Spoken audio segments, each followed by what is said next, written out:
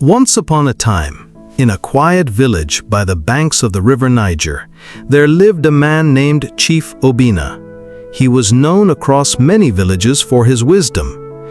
People traveled from near and far to seek his counsel, and his words carried weight in the community. But Chief Obinna had a worry heavy on his heart. His only son Chike was lazy. While other young men farmed, learned trades, or helped their families, Chike spent his days dozing under the mango tree or roaming about with friends. No advice, no scolding, and no threat seemed to change him.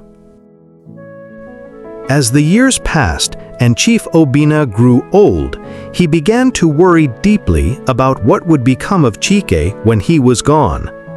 One day, he called his son into his hut. "My son," he said, "you are no longer a child. You must learn to face life and discover your true purpose. If you find it, your days will be filled with joy."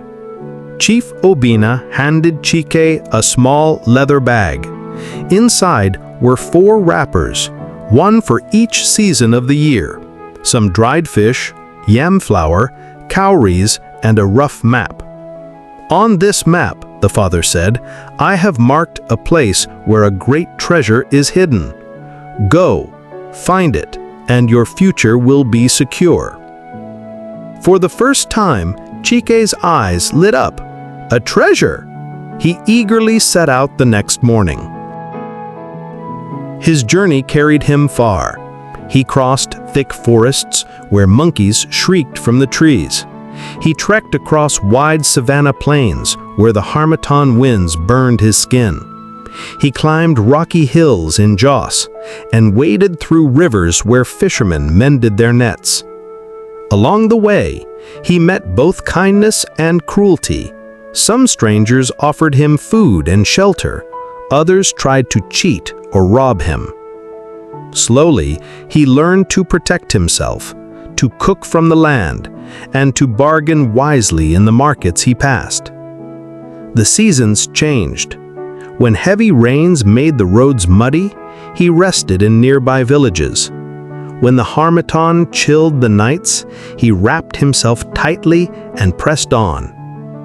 After a full year, Chike reached the place drawn on the map, a tall palm tree standing on a hilltop.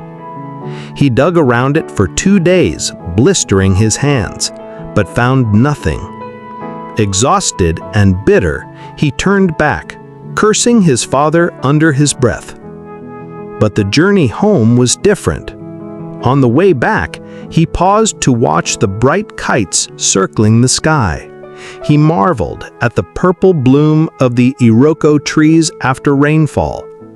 He laughed with children in small villages, shared stories by evening fires, and helped fishermen pull in their nets as thanks for their kindness.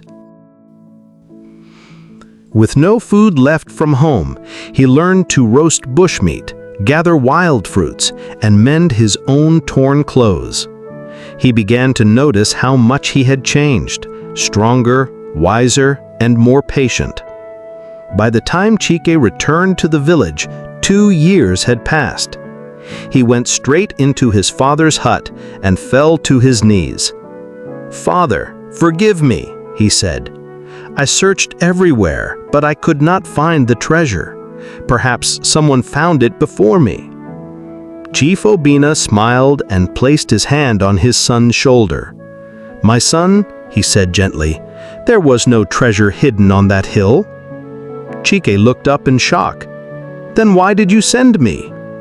"Because," the father replied, "you were blind to life. You thought only of ease and pleasure. But on this journey, you learned to work, to endure, to give, and to receive. You saw the beauty of our land and the kindness of strangers. The true treasure, Chike, was never buried under the palm tree. It was buried inside you, waiting for the journey to bring it out." From that day, Chike was never the same. He took up responsibilities, became hardworking, and was respected in the village. not because he found gold or silver, but because he had found himself. Moral: the treasure of life is not at the end of the road, but in the experiences, struggles, and lessons we gather along the way.